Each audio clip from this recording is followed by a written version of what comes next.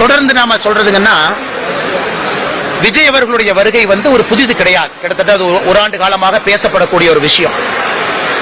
அதுவும் விஜய் அவர்கள் குறிப்பாக அவருடைய சித்தாந்தம், இந்த சித்தாந்தம் கொஞ்சம் புதுசு. என்ன புதுசுனாங்கன்னா, இன்னைக்கு அவர் எல்லா விஷயத்திலிருந்து கொஞ்சம் கொஞ்சம் எடுத்து அந்த விஷயத்தெல்லாம் ஒன்னா சேர்த்து இதுதான் என்னுடைய சித்தாந்தம் சொல்றாங்க.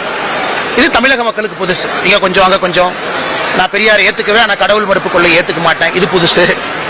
அப்ப பெரியாருடைய மிச்ச கொள்கைகள் என்ன, எதை ஏத்துக்கிறாங்க, இந்த தெளிவுகள் வருகின்ற காலத்தில் நிறைய மக்களுக்கு கிடைக்கணுங்கன்னா, நாங்கள் விஜய் அவர்கள் வருகையை வரவேற்கிறோம் சொன்னா கூட, விஜய் அவர்கள் மக்களை சந்தித்து பத்திரிகை நண்பர்களை சந்தித்து பேச பேச அவருடைய கருத்துக்கள் வெளியே வர ஆரம்பிக்கும். ஒரு கட்சியினுடைய அதிகாரப்பூர்வமான தலைவராக விஜய் இருக்கிறாங்க. அக்டோபர் 28ஆம் தேதி அன்னைக்கு மாநாடு நடத்தி இருக்கிறாங்க. அதன் பிறகு செய்தி தொடர்பாளர்கள் தான் பத்திரிகைகள் அதிகமா இருக்கிறாங்க. விஜய் அவர்கள் பத்திரிகை நண்பர்கள்ட்ட பேச பேச இன்னும் நிறைய வெளியே வரும், என்ன நினைக்கிறாங்க, என்ன சொல்ல வர்றாங்க.